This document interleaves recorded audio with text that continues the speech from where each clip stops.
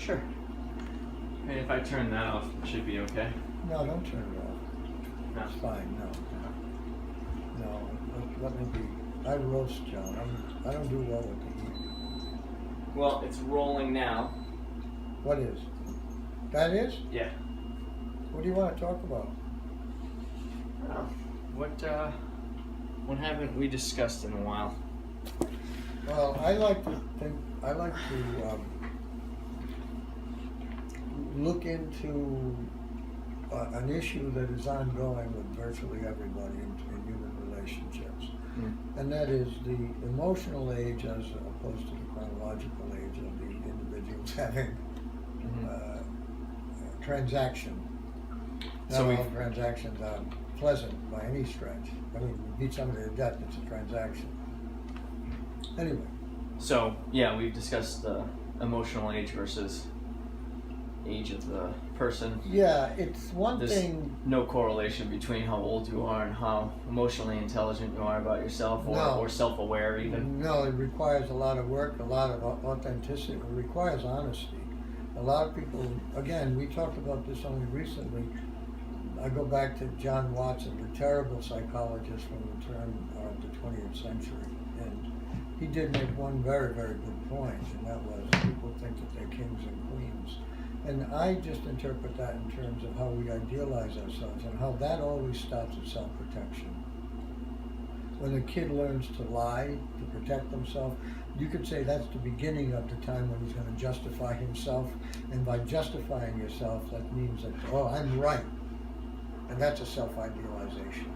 And that's something that people, I can't get past this with people. Here's my question, okay?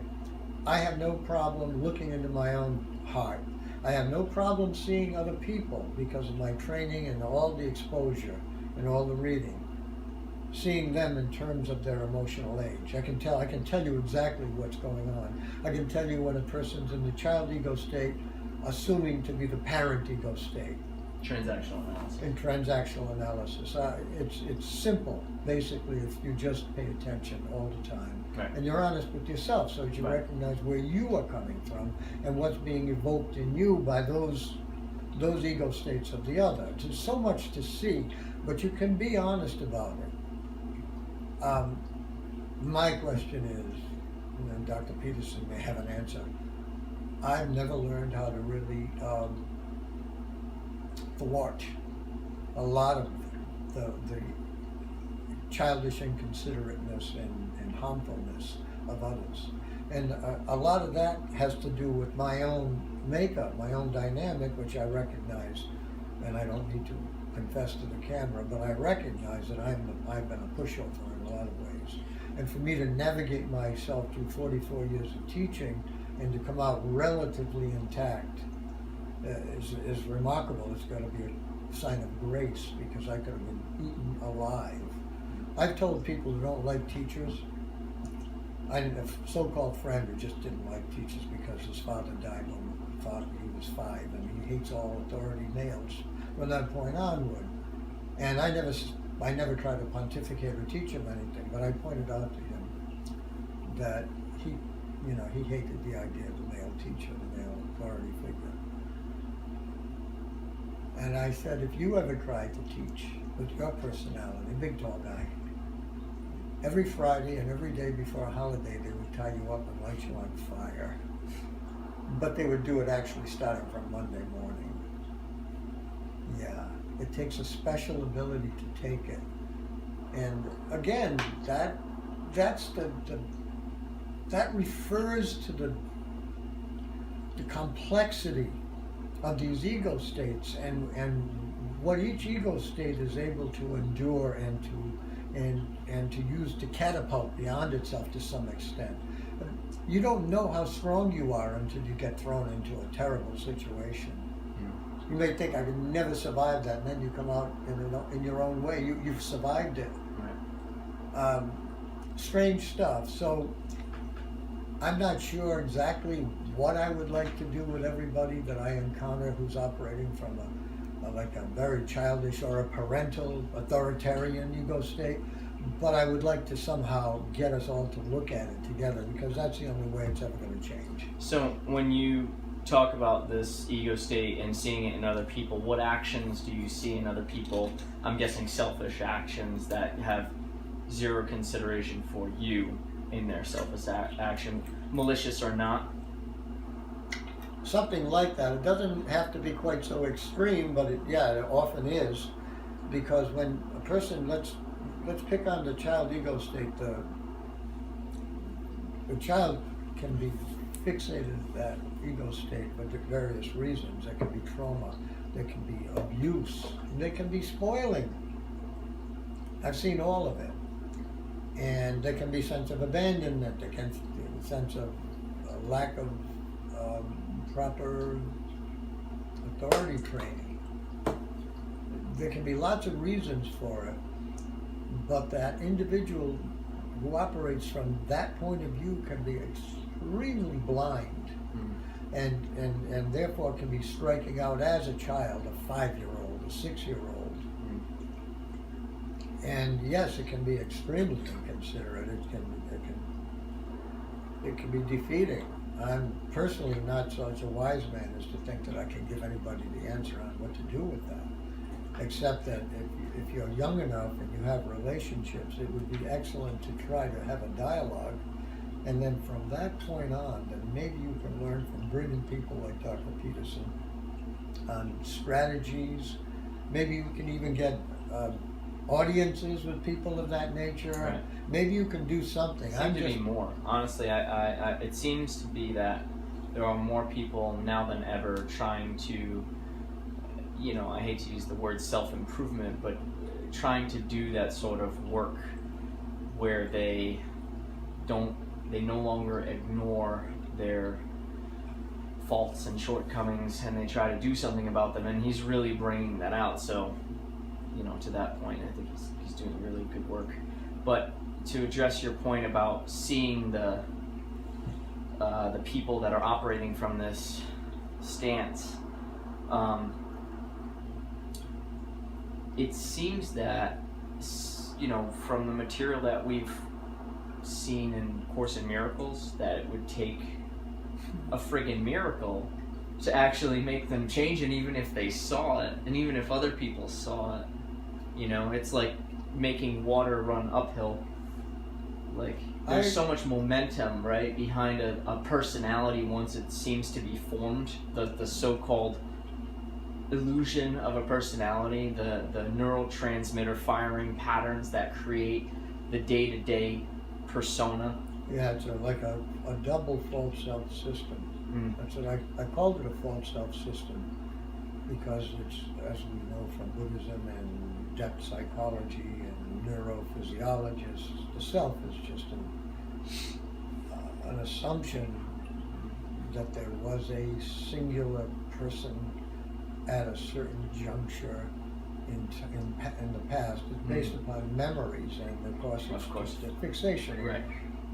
But even getting beyond that, it would require a diligence. And you're right when you refer to A Course in Miracles as maintaining that it would require a miracle. And the miracle comes when you open yourself up. God helps those who help themselves. Yeah. Open yourself up. Learn to be like I see things on Facebook like today. Share, I don't do it, but share if you believe you need God. Absolutely. And all of us do, but a lot of people think that they can do without, and all they are a bunch of fools. And again, not the Zeus god, not the bearded god. And not the religionists that you see on TV, or some of the people I've worked with. They are just as nasty as anybody. They fall for death penalties and cruelty and vindictiveness and all that. But they believe that they're somehow saved because I declare that I believe in this personality, the cult of the personality. And maybe they're right. If they're right, this world and I have nothing in common, because to me it's totally unreasonable and crazy to think like that. That's an Old Testament God that they believe in. I believe in a God that's closer to the matrix of the cloud, of the subatomic world. The quantum world is where the God. where all that potential exists. Oh, it's just stupid, it's blind matter, but yet it turns out geniuses and saints and people do extraordinary things, and God knows whatever else out there in the universe, okay? That's where I look. And yes, you want it to be a conscious God. You don't want it to just be a roiling, boiling energy that pours forth and produces one situation after another. You want it to actually have an ability to interfere, or to intervene, as long as what you ask for is not an ego-bound, crazy, selfish thing. You're talking about prayer. Yes, I'm afraid I am. And when you really come down to it, sometimes it only comes. That's all you have left. Well, I think a lot of the answers require self-reflection, and even if we are, let's go out on a limb and say that theoretically cosmic consciousness is God, unbound consciousness I think it's the doorway to God. Is the everything. And that somehow that is our higher self, what people would call higher self. Then speaking to yourself in a reflective way would somehow allow you to elevate your awareness to a new level, and thus create, hopefully, a perspective that reconfigures the egoic self-reflection. That's excellent. I was going to put it, I agree with what you say. I would say it in a different way. It produces a dynamic. It actually influences the direction of the dynamic, so that one is no longer as problematic as he was before. Right. No longer neurotic, no longer cut off from, neurosis is being cut off from one's feelings. But detached from the issue. Not detached from oneself, but detached from the issues maybe that are arising. That's really asking a lot.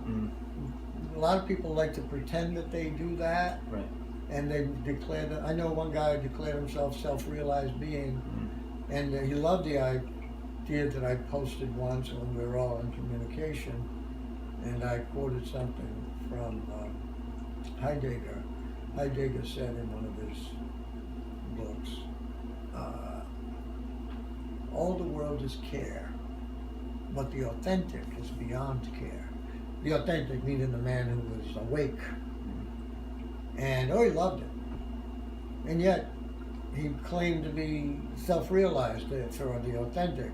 And yet, when Bush was stealing the presidency and winning, he said that he had to go sit and meditate 5 different times. Does that not indicate care? Attachment, identification with this world? Do you want to pretend you're beyond this world? Then why do you have to do such a thing? Why are you not indifferent to this? Okay, nobody has to be really indifferent in the cold, calloused sense, but why do you need to go balance yourself each time? Right. You'd be immovable. Exactly. You've already found the center. You are the center. Right. Why do you lie like this? Because of self-idealization. I've known this guy for decades and decades, and he's always posturing, a term that I taught you a long time ago. People love to posture. That's adult ego state speaking down to child ego state. Oh, that's a good one. Who's the adult? Well, the child pretending to be the adult speaking down to there you go. The perceived other child state. Yes, it also, you can identify different things. It's the adult, it's the parent ego state. Parent. Yeah, you confused it. The parent ego state is the daddy, the mommy. And it implies authority. It implies power and authority and dominance and all the rest. Superiority. And it also implies, in some cases, it can imply balm. It can imply soothing, calming, and easing, and caring, and loving, and nurturing. It can be that. So it's not always evil. Right. But often when people are in the parent ego state, that implies authoritarianism. And authoritarianism in itself is just a big load of crap. Because as I said, I'm going to say it dogmatically, people can try to disprove it. every authoritarian personality is also a narcissist and a paranoid. And you will see all three, and I've seen all three in people. From ordinary places like the dojo, where you have guys who are basically brutes, to the intellectual world where I got my doctorate. Yeah, absolutely. I've seen it everywhere that I've worked myself. And you find it in. Just, May I tell a story and be vulgar? Sure. This happened when I was youngish. I was in my teens and going to the Blessed Sacrament Church. I'm blowing the whistle. That church right there across the street. Beautiful church. I had gotten into the habit of standing in the back of the church, not even sitting. I would just go stand. And so this went on for a long while. And then one day, the pastor of the place, his name was Father McGuire, big heavy drinking, Irish Catholic guy, used to drive brand new Chrysler all the time. Man of God. And he dragged us up, not only through the pews, but up to the altar, gigantic, beautiful altar. It looks like something out of St. Peter's Basilica or something like that. Amazing murals on, a canopy. Oh, gorgeous. And there were rows, there were pews behind there. And he put us back there. And he pushed us, and there were several of us. And his last words were to us, to me, "Goddamn fucking little guinea bastards." Nice. That's a fact. That's an absolute, buried in my brain, embedded in my brain all these years. Now, it didn't really trouble me that much because I didn't believe in him. I already was cynical enough to realize the bullshit of human personality. Right. There was a time I thought priests have got it made, they're all going to heaven.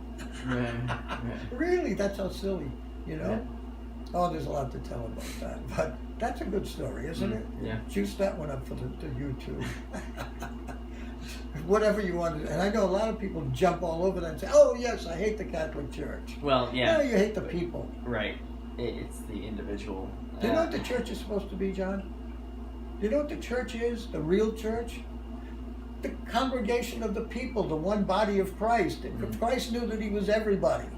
He knew he was. They don't want to hear this. No, he's separate and distinct from everybody. Yeah. He is the.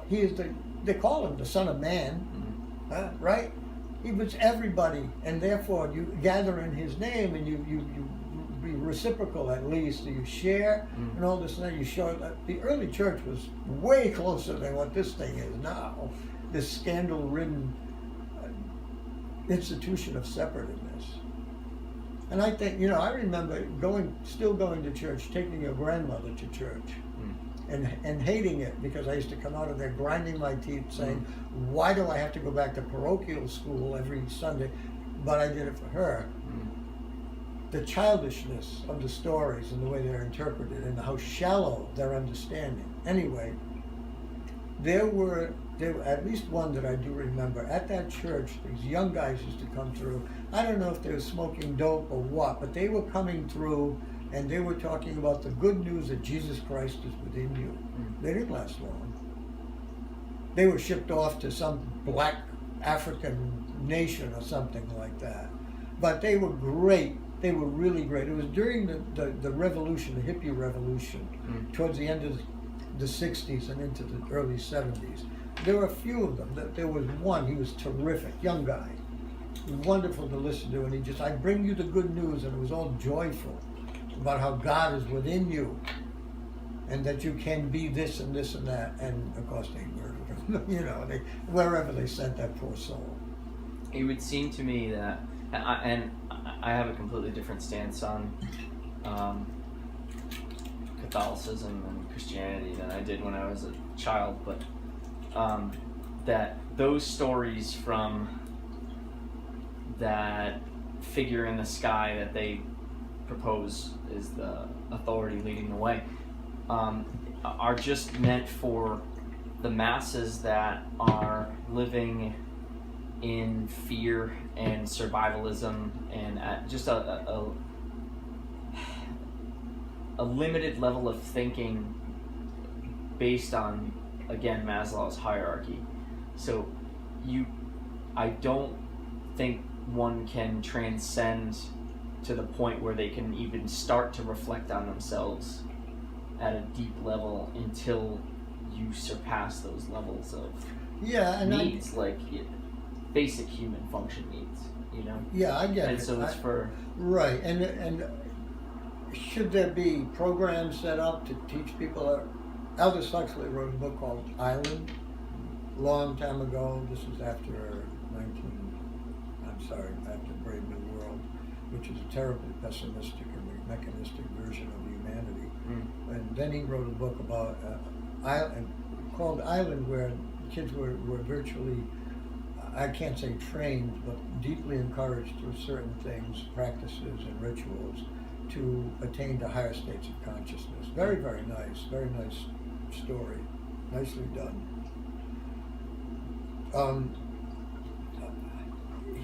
He would probably say, as I would, that there's things you can do, but even if there's nothing that you get involved in, life will teach you. And if you have that inclination, it doesn't matter if you've had training in the Zen monastery or you've gone to a convent or whatever.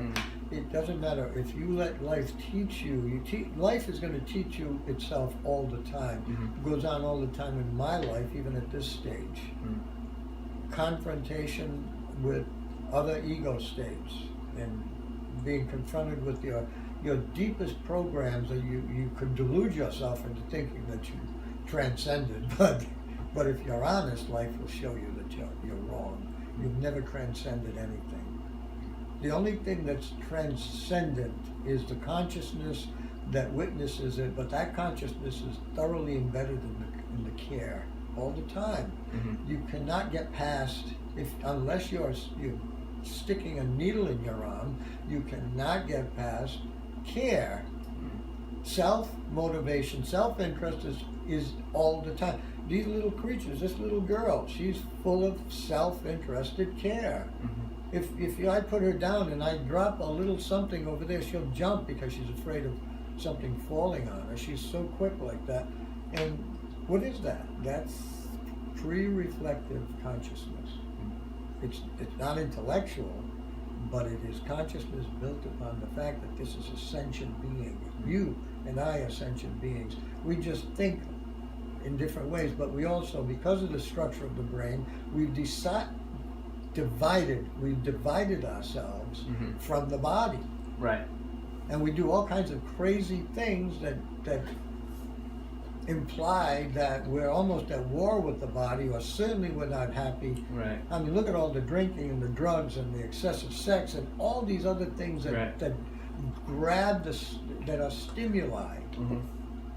Look at our friends, totally dedicated to filling up the stimulus and becoming more and more bored, unfortunately. The more you have, the emptier you become. I hate to say it that way.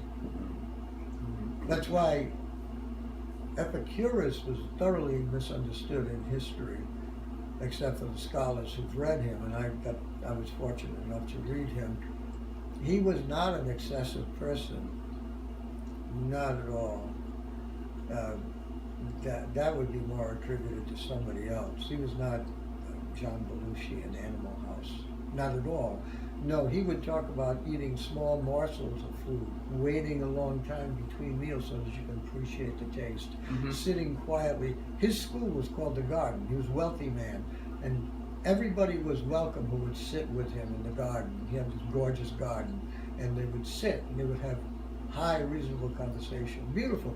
He was years before Christ, but if he knew Christ, they would have gotten along real well. Beautiful. Just, you can picture it, a very serene and tranquil being dedicated to enhancing that tranquility and the honesty. Epicurus. Very interesting. Yeah, not the wild man. Well, it would seem that a practice like that, I've actually started doing something like that myself, with my meals actually. But it would seem that would definitely put someone in the present moment to take their time eating and being Well, and it conversing. could be. Some people are just brought up in such a way as the mind, and then the brain, special brain, the mind is racing. Mm-hmm. Even Dr. Peterson said that his intellect is a bit manic, Mm-hmm. and you can see how he just churns out ideas. Yeah. You know, and I doubt that he could just stop that. I don't Right. think he could stop it. He Right. wouldn't try. He's smart enough not to even try. I mean, on top of the conditioning, right? So you've trained yourself to think in a certain way, down a certain pathway, so much under so much analysis that it's got to be a pretty damn straight path of thinking, right? It would seem. But It's like, picture a big tree with thousands of branches. right. And on every branch, there are other branches. Mm-hmm. And each one of those branches and sub-branches represents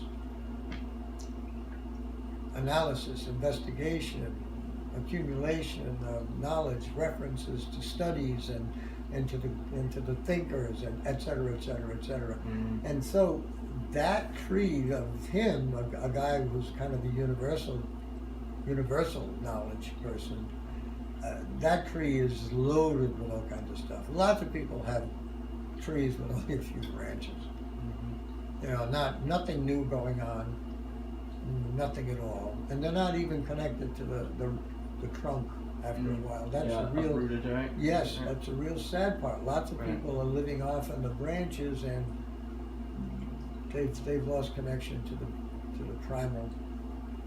Right, and that would be. Even people going in excess of physicality. Oh yeah. Lost connection with the primal. Absolutely. Oh, you can still be completely divided and out of the moment and out of your body. And be you know, profligate. Right. You know, certainly I've seen my fair share of vampirism in my field. Yeah. Right.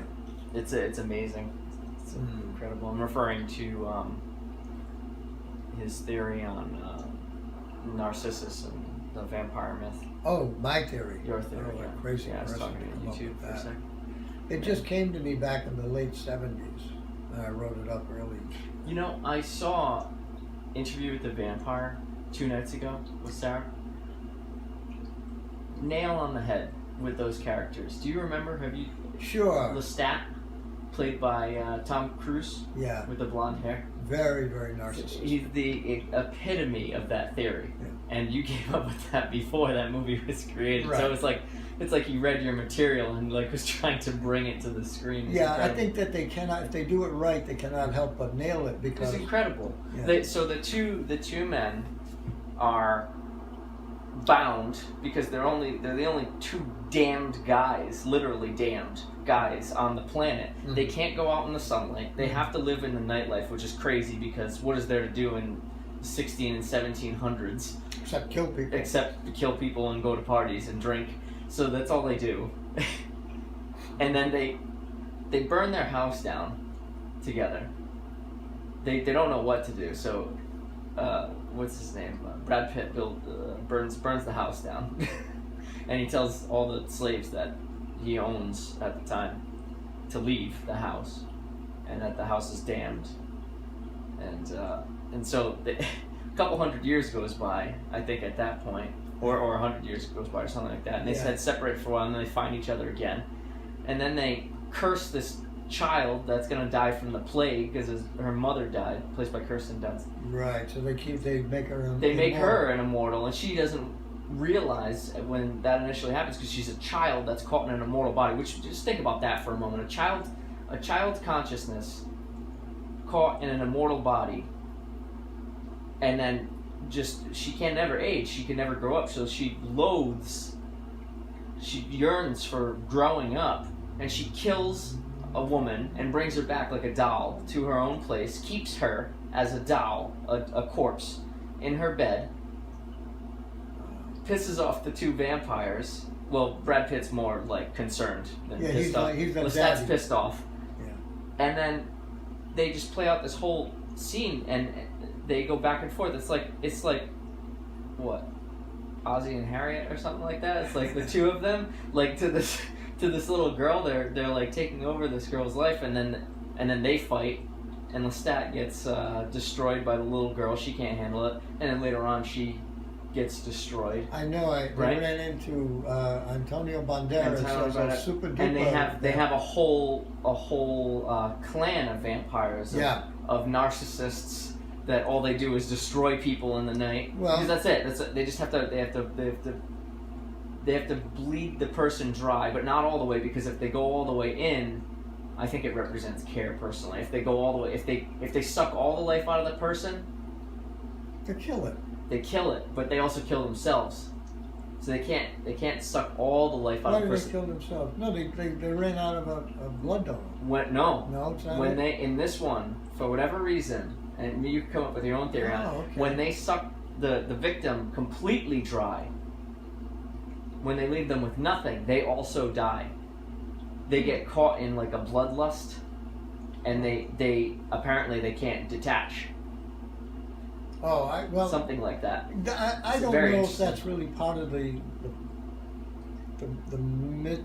Not the old myths. No, not the old. All I know is the old myth, and right, I just stick with that because what they've done, and I mentioned this in some place in one of my essays.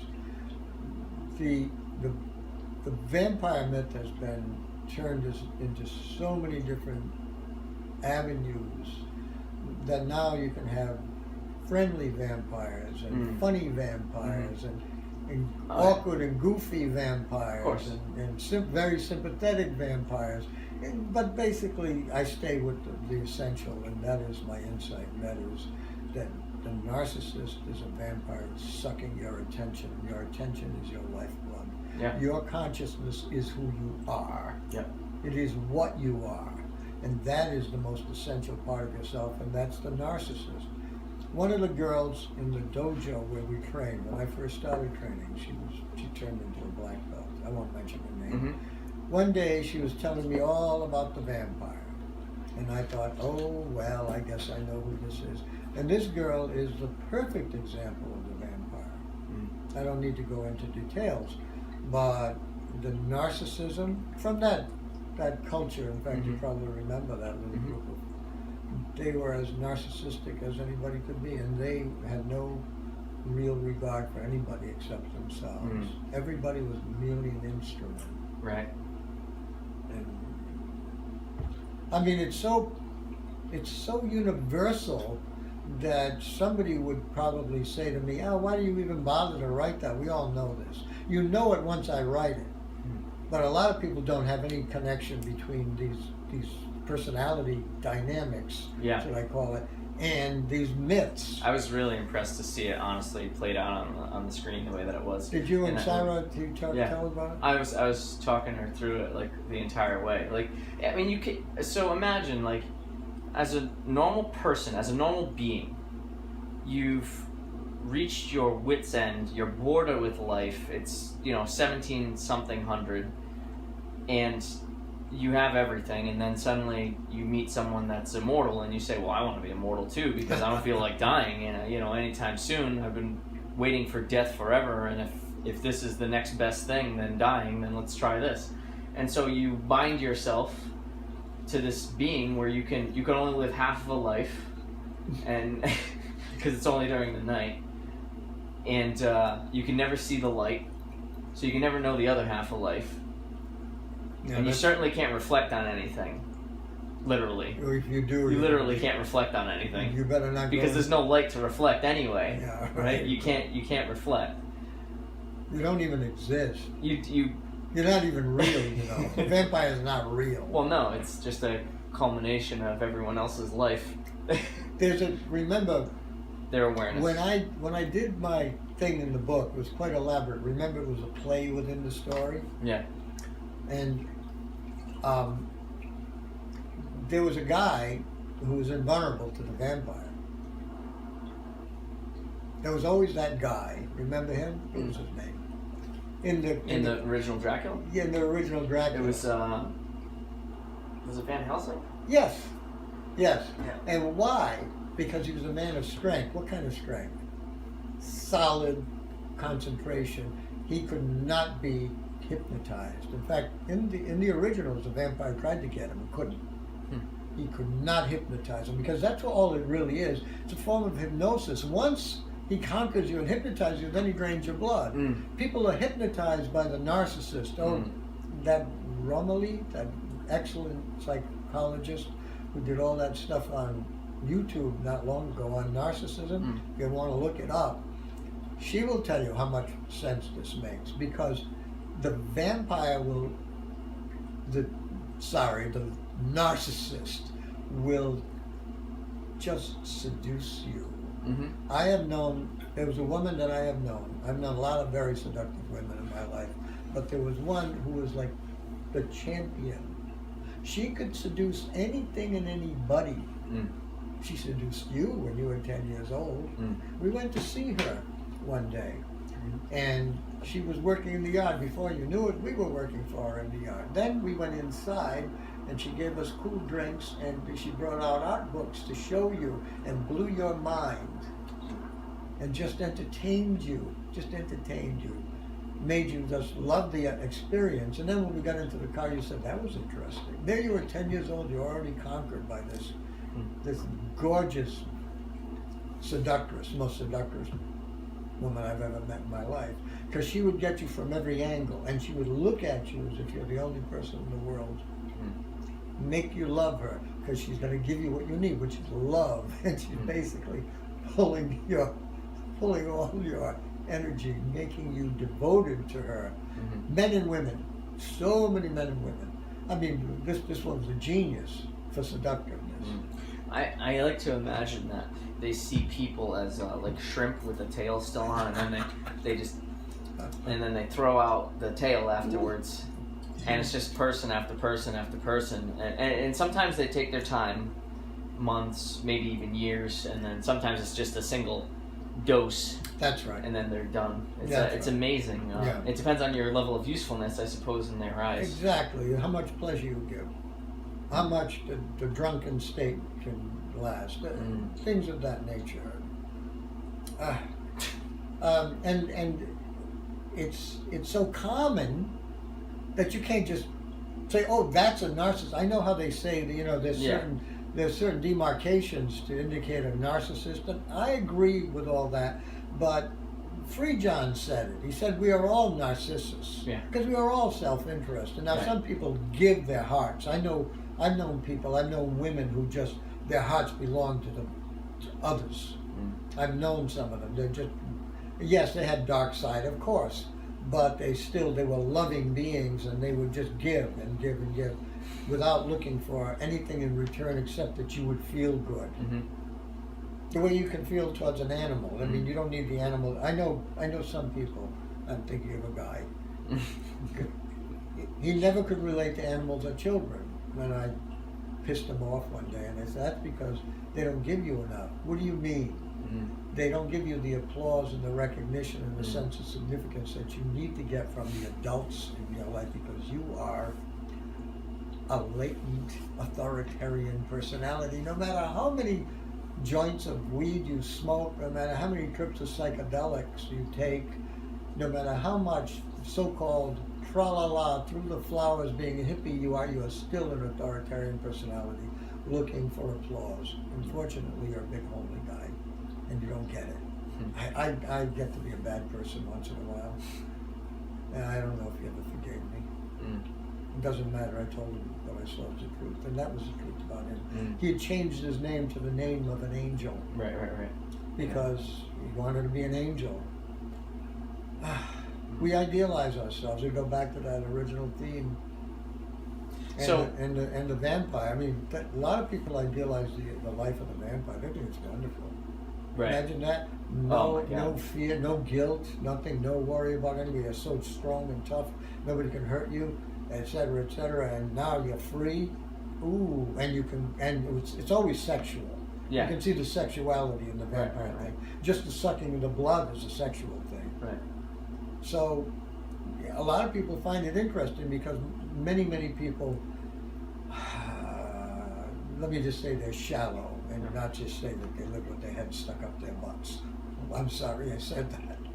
But it's true. People Right. do live. They put their head in a dark place where the sun doesn't shine, and then they just accept. Right. Sorry. And so I know guys who are in their 60s and 70s who still think like they're 13 and 14 years old with the same value system. Ooh. Well, again, going back to the first concept that we were talking about, it doesn't matter how old the body is, the brain doesn't necessarily learn anything about There you go. Back there. the self. No, it requires an honesty and it requires an effort. And how would a vampire go about redeeming itself? Oh.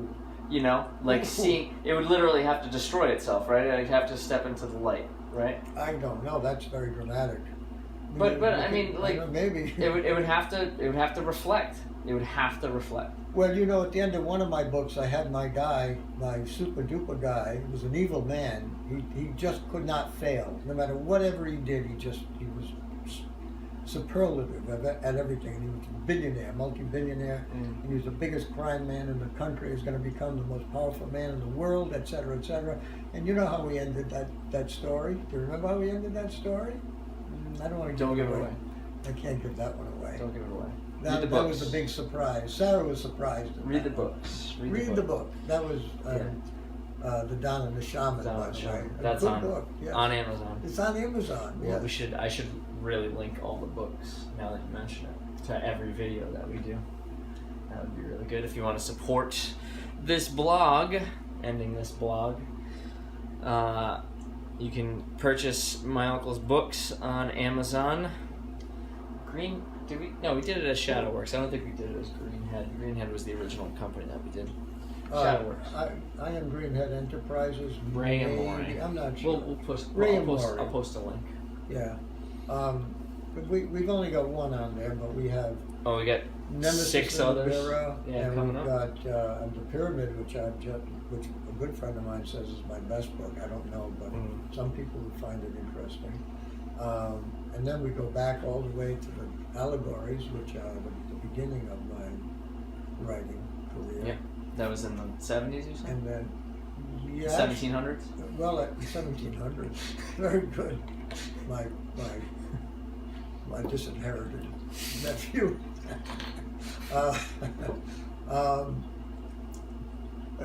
The books, the allegories, which are all lumped under Wandering the Mandala, which I still think is an excellent book, at least in some cases.